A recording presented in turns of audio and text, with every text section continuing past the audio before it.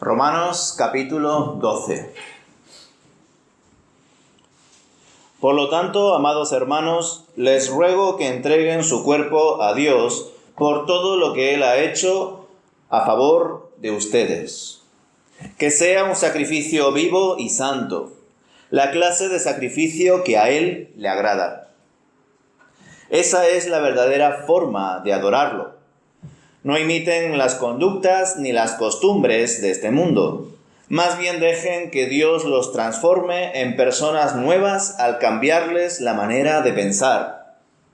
Entonces aprenderán a conocer la voluntad de Dios para ustedes, la cual es buena, agradable y perfecta.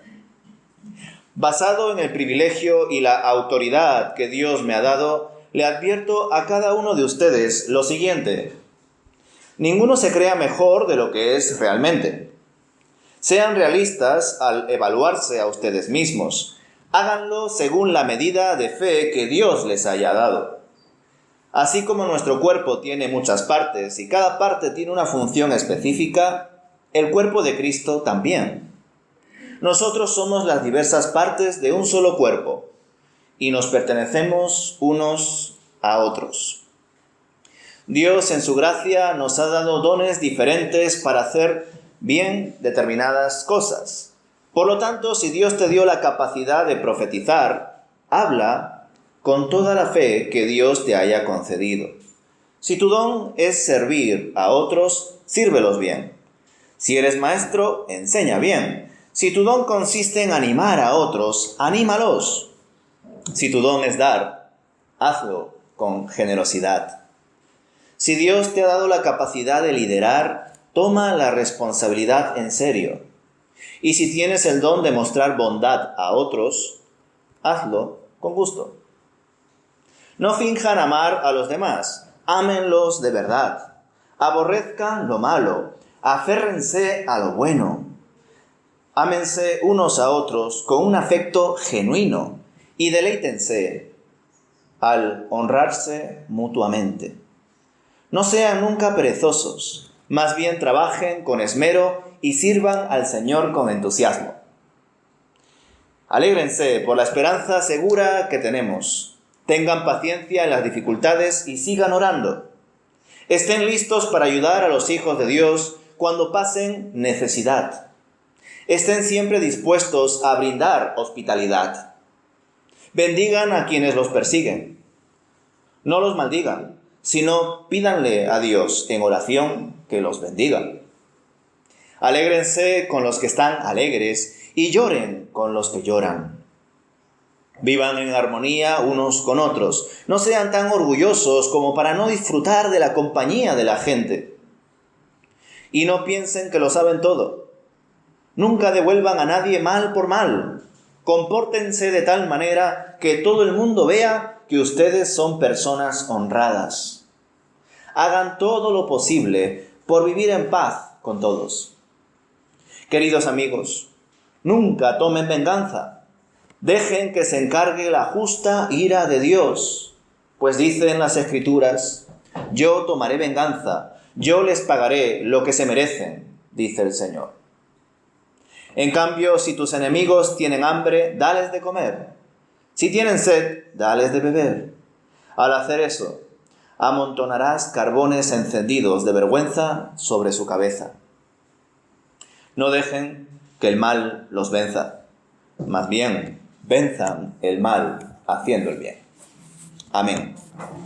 Hasta aquí, hermanos, este maravilloso capítulo de Romanos. Para varios teólogos, esta carta teológica profunda de Romanos se puede dividir en diferentes partes. Por ejemplo, en esta interesante ilustración vemos 4 secciones, del capítulo 1 al 4, del capítulo 5 al 8, del capítulo 9 al 11 y del 12 al 16. Dependiendo de los comentarios, libros teológicos que consultéis, pues evidentemente cada autor va a enfocar la carta pues planteando estas secciones u otros bloques, pero en general la mayoría de los teólogos concuerdan en que la carta a los romanos se puede dividir claramente en 2 partes. La primera parte del capítulo 1 al 11, que es el que concluimos el domingo pasado, y la segunda parte del capítulo 12 en adelante. Por un lado, el apóstol Pablo está exponiendo el conocimiento que Dios le ha dado a través de su Espíritu sobre cómo se desarrolla la redención de Dios. Una redención que no hace acepción de personas, que llega tanto a judíos como gentiles por la gracia de Dios. Y después de culminar ese plan de salvación en ese precioso versículo de, al final, pues todo Israel será salvo. Ya os expliqué para mí qué significa eso. Ahora, a partir del capítulo 12, el apóstol Pablo reflexiona en cómo debe ser el carácter del cristiano, cómo deben de ser las características del servicio que se debe realizar en medio de la misión, en medio de la iglesia.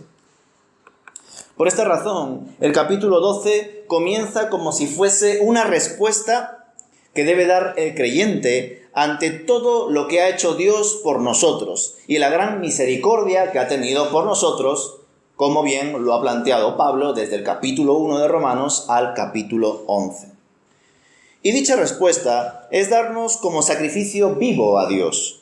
Nuestra vida entera se la debemos entregar a Él porque le pertenece a Él, no es nuestra. Y esto debe de ser así, entre otras muchas cosas, porque nuestro cuerpo es el templo del Espíritu, porque nosotros somos hijos de Dios, porque hemos nacido de nuevo en la gracia de Dios. Y por tanto, nosotros somos ofrendas andantes que plenamente, de forma integral, debemos de ser entregados a Dios. Eso es lo que a Él le agrada, que seamos llenos de su Espíritu, que tengamos el deseo de que se haga su voluntad plenamente en nosotros y no la nuestra. Algunas versiones muestran este tipo de sacrificio como un sacrificio racional, dependiendo de qué Biblia uséis, lo mencionan así. Es decir, como una acción de amor en respuesta a todo lo que hemos entendido que Dios ha hecho por nosotros. Por lo tanto, es una entrega coherente, es una entrega consciente, es una entrega racional. El creyente no puede actuar así porque sí, guiado por sus emociones, por sus sentimientos, sino que un creyente debe de aceptar, avanzar, por cuanto ha recibido la revelación de Dios, por cuanto ha conocido a Dios. Así que esa idea antigua de que la fe y la razón están divorciadas es una gran mentira. Toda la ciencia, todo el conocimiento proviene de Dios. Así que por eso se menciona en los textos que de algún modo intentan recoger términos del original, el sacrificio racional. Y esto en verdad también es producto de que Dios no solamente nos ha salvado, sino que nos ha cambiado todo nuestro ser, por supuesto, pero concretamente la mente. De ahí que viene la palabra arrepentimiento, metanoia, cambio de mentalidad. Cuando uno se arrepiente de verdad, su forma de ver la vida, el pecado, todo lo que le rodea, cambia. Cuando uno reconoce que se ha equivocado, pero lo sigue viendo igual y por eso vuelve y otra vez, eso no es arrepentimiento, es remordimiento. A mí me enseñan que eso está mal, pero a mí en el fondo me gusta. De forma social o en un contexto paternal puedo reconocer y decir, sí, perdóname papá, o lo que sea. Pero yo en el fondo estoy convencido de que eso para mí está bien y por tanto lo voy a seguir haciendo. Aquellos que se hacen pasar por personas arrepentidas pero que no lo son, pues evidentemente quieren engañar a los demás y también se están engañando a ellos mismos. A partir del versículo 3 del capítulo 12 de Romanos, el apóstol marca la importancia de la humildad en medio del servicio cristiano. Una humildad fundamentada también en la labor entre todos, es decir, en considerar que cada individuo es importante, que cada miembro de la iglesia debe de ser responsable, que todos formamos un solo cuerpo, una sola comunidad, una sola familia.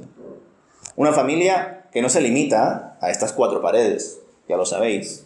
La Iglesia de Cristo es una sola, congregada en diferentes partes. Por tanto, no podemos decir amo a Dios y no amar a tus hermanos. Y tus hermanos no solamente se limitan aquí, son todos los creyentes del mundo. Y por eso es importante contribuir, fomentar el apoyo a las misiones y a tantas acciones que se realizan a nivel mundial. Pablo varias veces ha usado este recurso de que la Iglesia es un cuerpo, que cada hermano es un miembro de ese cuerpo y que la cabeza es Jesucristo. Por lo tanto, todos son importantes y deben de servir en el lugar donde Dios les haya puesto, no en el lugar que a ellos les guste o donde se sientan más cómodos, sino donde entiendan que Dios les ha llamado, según la fe y los dones que Dios le haya dado a cada uno. Eso es interesante. Personalmente ya sabéis que suelo hacer ese énfasis. La fe es un don de Dios. La fe se tiene porque Dios lo da. Y Pablo aquí dice, cada uno actúe según la porción de fe que Dios le haya dado. Ciertamente el apóstol menciona algunos dones que son un tanto diferentes a los que comparte en Efesios 4 y en 1 Corintios 12. Y esto es porque los dones del Espíritu Santo no son limitados, son diversos. El Espíritu concede varios dones y el apóstol Pablo solo menciona algunos dependiendo de a qué comunidad se dirija. A Efesios, pues, comentó algunos, a los Corintios comentó otros y ahora a los Romanos está comentando otros. En algunos casos, algunos se repiten, pero no todos. Pues en esta ocasión, en Romanos 12, menciona los dones de profecía, servicio, enseñanza, exhortación, generosidad, protección y bondad. Ya sabéis que un creyente puede tener varios dones, o solamente uno, Dios dirá. Pero tener algunos dones y no otros, como ya os he dicho, no significa que nos debamos de limitar con esos dones que tenemos. Esto es muy lógico, es de sentido común. Imaginaos que un individuo entienda de parte de Dios que tiene el don de la enseñanza y de la exhortación, pero que no tiene el don de la protección, la bondad y la generosidad. Y por eso es un tacaño, es un mal hablado y ya está. Él enseña y exhorta, pero pues eso, pues no. Evidentemente los que tienen este don, porque Dios lo da, destacan más en esa área, son más sensibles en esa perspectiva. Pero todo lo demás hay que hacerlo. Esto ya os lo dije también cuando estábamos con otras cartas.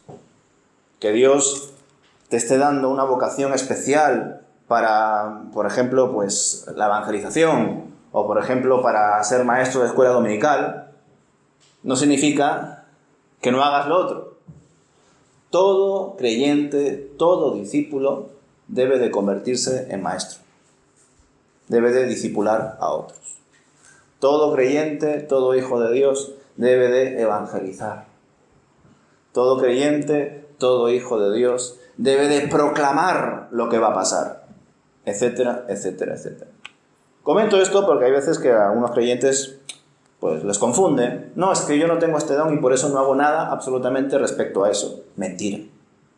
Si eso fuese así, Jesús no les hubiese marcado una de las pautas principales de la misión: id y haced discípulos a todas las naciones. No dijo, id y aquellos que tengáis ese don, esa sensibilidad, pues solamente esos que hagan los discípulos. No, todo discípulo de Jesús debe de hacer discípulos. Esa idea que todavía arrastramos de que solamente algunos, o incluso solamente el misionero, o solamente el pastor, o el diácono tiene que hacer eso y el resto ya no, es una idea no solamente muy humana, sino que también es una especie de vestigio, algo que hemos arrastrado, pues, de la Iglesia católica institucional. Solamente el sacerdote preside. Solamente el sacerdote es el que realiza el culto a Dios. Y sin embargo, la palabra de Dios nos enseña que somos un pueblo escogido, una nación santa, real sacerdocio. Antes no éramos pueblo, ahora somos pueblo. ¿Y qué significa eso? Que cada uno de nosotros es un sacerdote delante de Dios. Y por tanto, como cada uno de nosotros es un sacerdote delante de Dios, cada uno puede y debe administrar su fe delante de Dios. ¿Es bueno que los demás oren por nosotros? Sí. Pero no creas que la única persona que tiene que orar por ti, o que su oración es mejor, es la del fundador de la iglesia, o el misionero, o el pastor. Porque eso es mentira. ¿Está bien que los pastores oren por los hermanos? Sí. Pero ora tú también. Porque a veces en medio de la oración, en medio de la pregunta, está la respuesta. Y es bueno que nosotros mismos también nos acerquemos a Dios. Que no esperemos al domingo. Que no esperemos a que el predicador de turno nos lo dé todo bien mascadito. Nosotros mismos debemos de buscarnos también el alimento. Así que, por eso, creo que es importante también poner ese orden y que todo ello sea hecho con amor.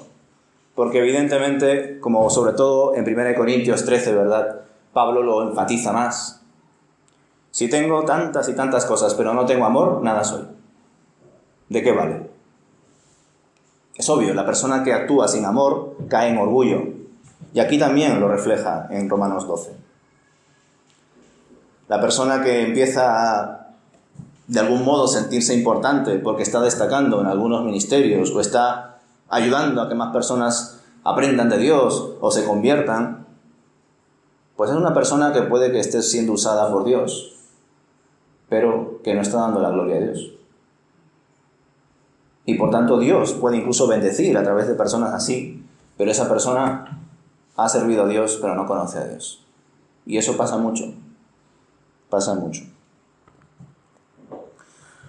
Los últimos versículos de este capítulo van en la misma línea que los anteriores, pues busca fomentar un espíritu de amor y además también Pablo me da la sensación de que está preparando a la comunidad.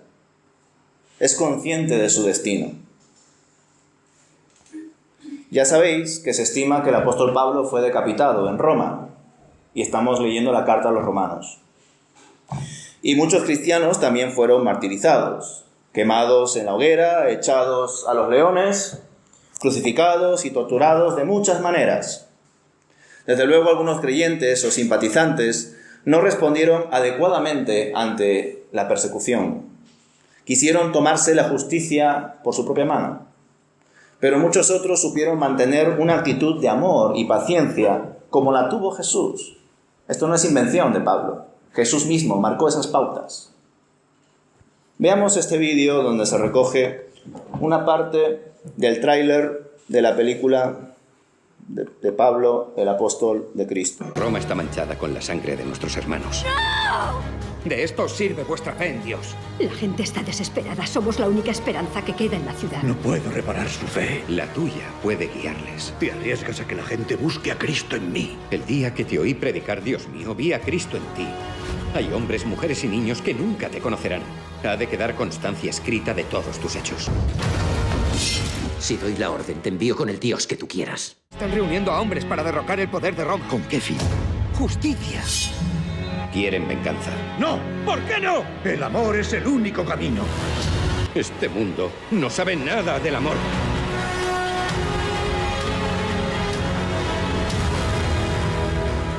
Cuando el pecado abundó, sobreabundó la gracia. No hay nada nuevo bajo el sol, hermanos. Si desde los tiempos de Pablo hasta ahora hay varios cristianos que se llaman cristianos, pero que no han entendido el Evangelio.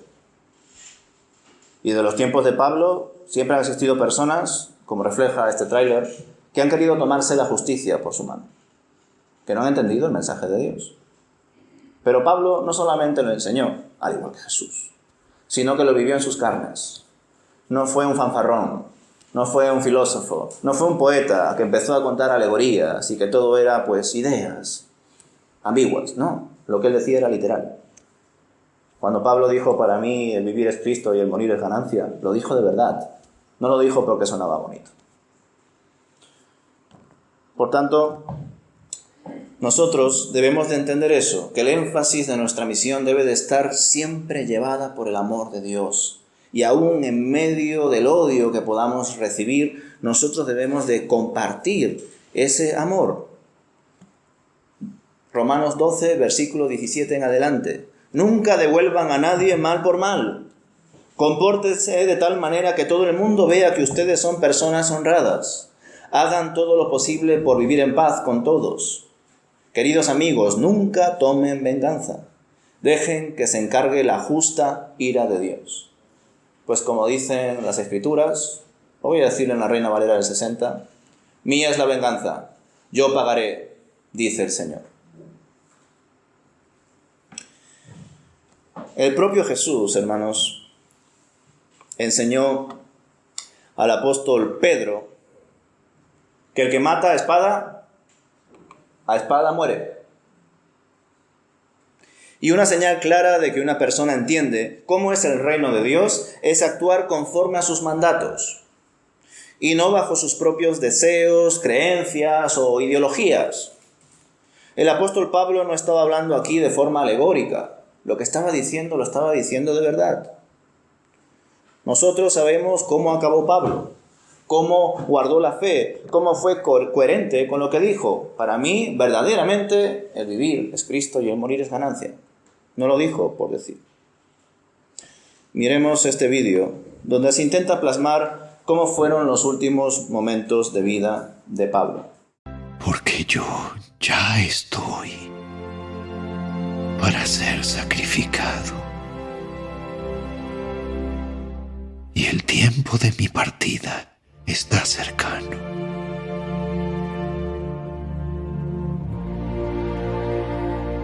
He peleado la buena batalla.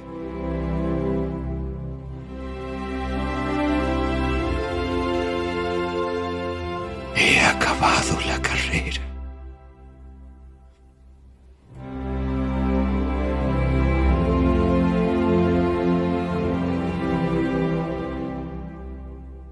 He guardado la fe.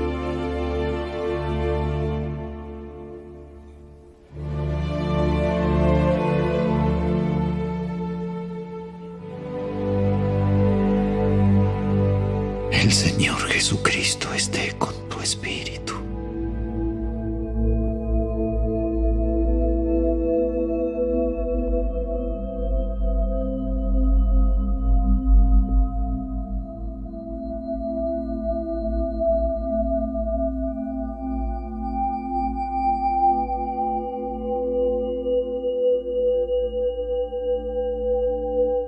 La gracia sea con vosotros.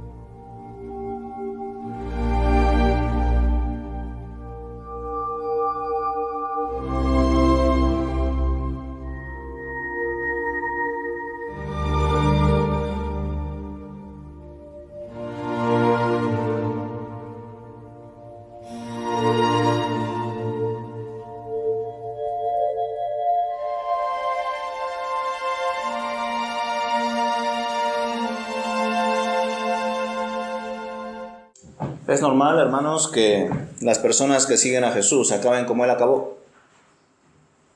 Aquellos que no piensan así creo que no han conocido bien el Evangelio de Dios. Cierto es que hoy en día disfrutamos en España de la tolerancia religiosa, incluso algunos llegan a decir libertad religiosa. Pero pensadlo, hermanos, si fuéramos serios con lo que decimos creer en España, España no estaría como está. Y la Iglesia tampoco estaría como está. Muchos más se convertirían, Muchos que supuestamente se han convertido se darían cuenta de que eso es mentira, de que no han escuchado el verdadero evangelio, han escuchado otro. Y mucha gente, desde luego, nos estaría persiguiendo. Es natural que eso suceda así. El mundo se sentiría amenazado. Las tinieblas harían todo lo posible para que la luz no les alcance. Pero claro, todo esto no sucede porque no siempre se predica el evangelio. Y no siempre se predica el evangelio porque muchas personas tienen miedo. Y muchas otras tienen otros intereses distintos a los del Señor. Como bien dice el Señor, el que se avergüenza de mí delante de los hombres, yo me avergonzaré de él delante de mi Padre. El que quiera seguirme, niéguese a sí mismo, tome su cruz y sígame. El que no es capaz de aborrecer todo, incluso su propia vida, a causa de mí, no puede ser mi discípulo. Hermanos, si estas palabras que tantas veces podemos leer y que tantas veces se ha predicado por ahí, verdaderamente se llevasen a cabo, este 1% de creyentes evangélicos que hay en España actualmente no estaría así. Pero el Señor va a cumplir con su voluntad. Su reino va a seguir adelante, con o sin nosotros. La clave es tomar las decisiones correctas en nuestra vida para sumarnos a la extensión de su reino. Para que no sea solamente palabras huecas, labios que honren, sino que sea un corazón contrito y humillado, un corazón transformado, el que busque la voluntad de Dios. Cuando eso es así, hermanos, las cosas cambian notablemente. Los discípulos de Jesús fueron capaces de entender estas cosas. Y la mayoría de los discípulos también supieron practicar esta fe.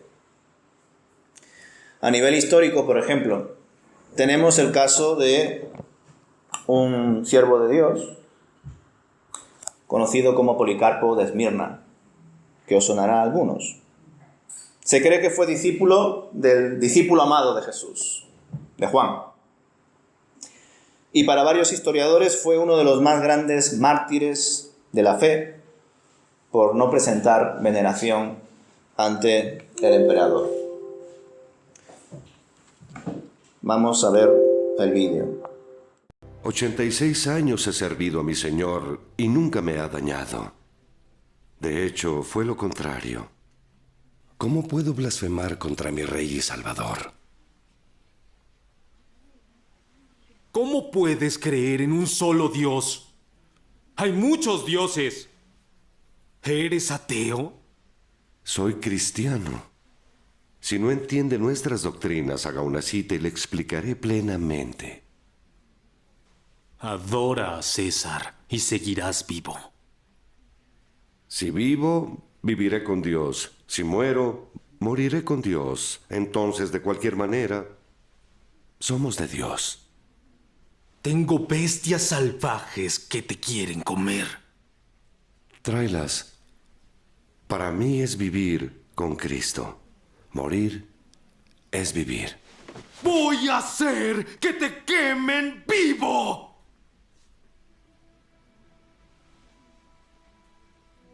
Me amenazas con un fuego que quemará por 1 hora. Y tú mismo ignoras la perpetuidad del fiero castigo preparado para los crueles. ¿Por qué te retrasas? Enfréntame a lo que tú desees. ¡Así será! ¡Adiós a este ateo! Este es Policarpo, el gran predicador de Asia, líder de cristianos y destructor de los dioses. Has sido acusado de alta traición contra Roma. Morirás quemado el día de mañana en la arena.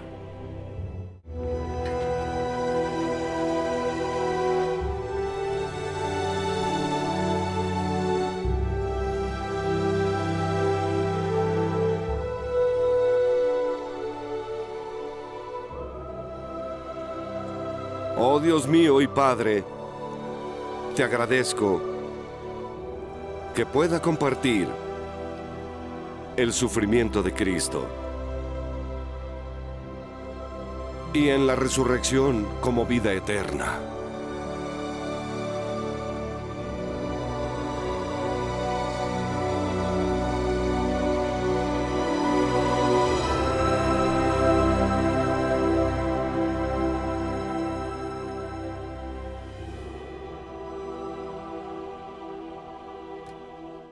Muchas personas se han burlado y se seguirán burlando de Dios y de sus seguidores.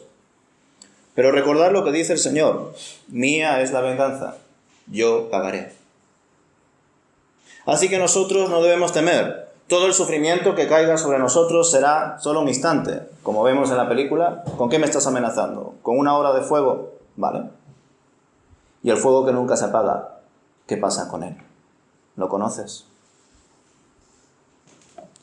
Un instante, como digo, hermanos, que no es para nada comparable con toda la eternidad que pasaremos con Dios.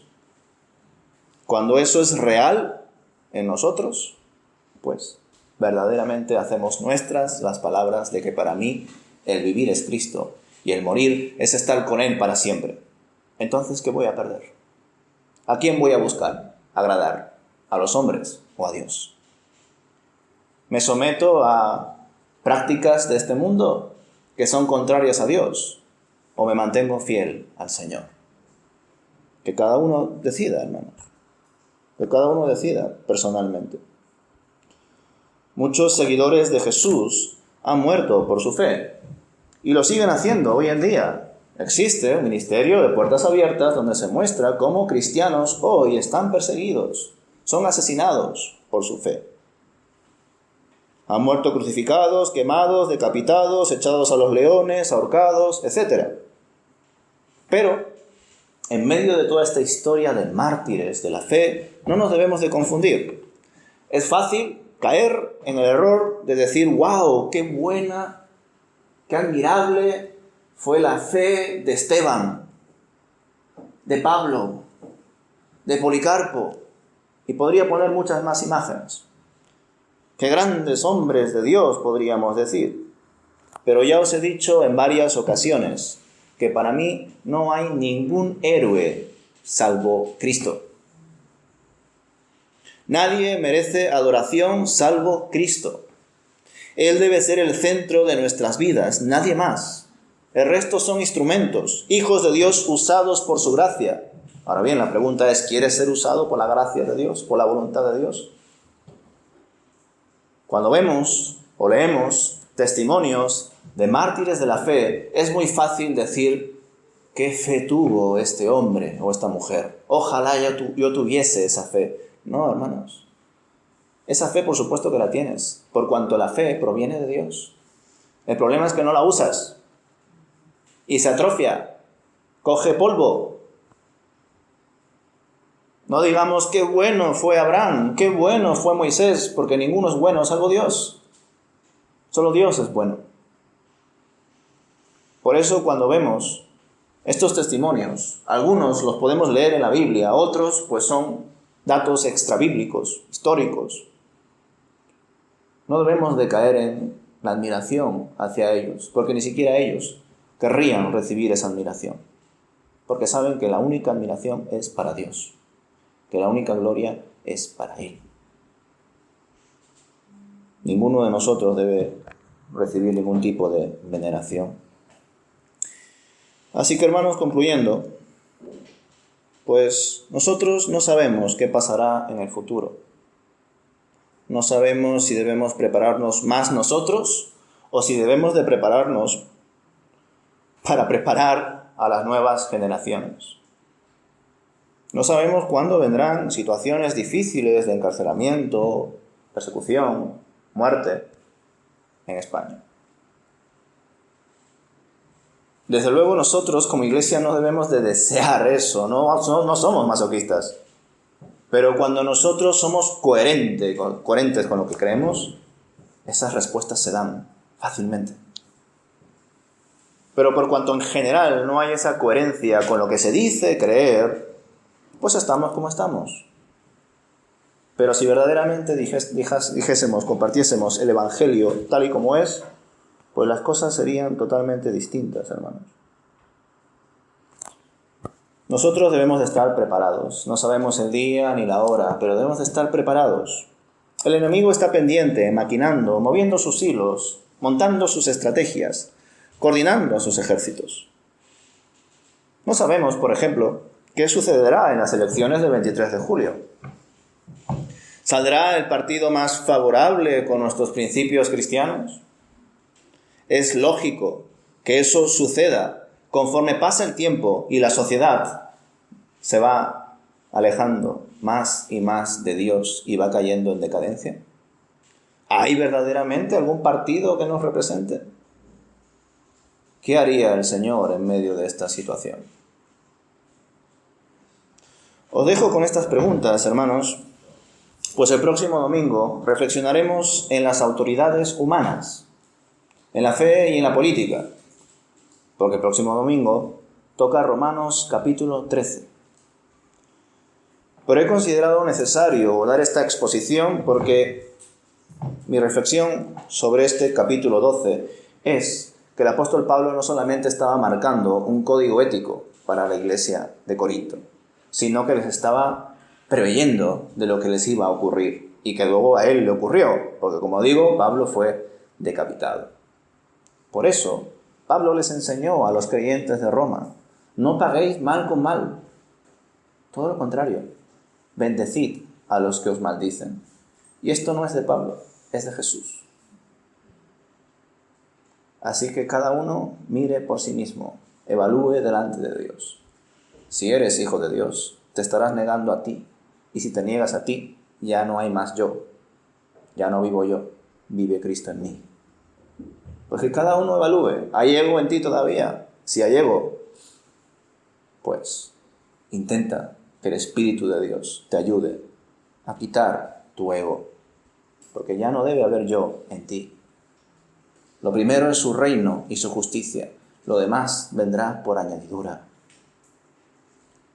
Desde luego que Dios tiene sensibilidad por nuestras situaciones personales. Pero ojalá más de nuestras situaciones personales reflejen la tensión que debe de existir entre personas que son de este mundo y personas que no son de este mundo, pero que están en este mundo. Porque su sola presencia debería de ofender, chocar, impactar a aquellos que no son hijos de Dios. Pero quizá nos hemos dejado apagar por ellos. Quizá nuestra luz está un poco tenue. Quizá incluso hemos aceptado, hemos votado, qué sé yo, cosas que no deberíamos de hacer. Ni Pablo, ni Jesús, ni probablemente Policarpo aceptaron someterse a cosas que estaban por encima de Dios. Quizá algunos creyentes, por estar fríos espiritualmente, o quizá por no ser creyentes, pues se están dejando de llevar por cosas que no tienen nada que ver con Dios. Pero desde luego ese examen lo tiene que hacer cada uno. Esto que os comparto, hermanos, es real. Al menos desde mi perspectiva es así, es literal. Pablo no estaba contando un cuento. Lo que él enseñó, él lo vivió. Y yo voy a intentar vivirlo, porque yo también tengo mis problemas. Y os invito a que ojalá todos juntos como iglesia intentemos hacer ese esfuerzo.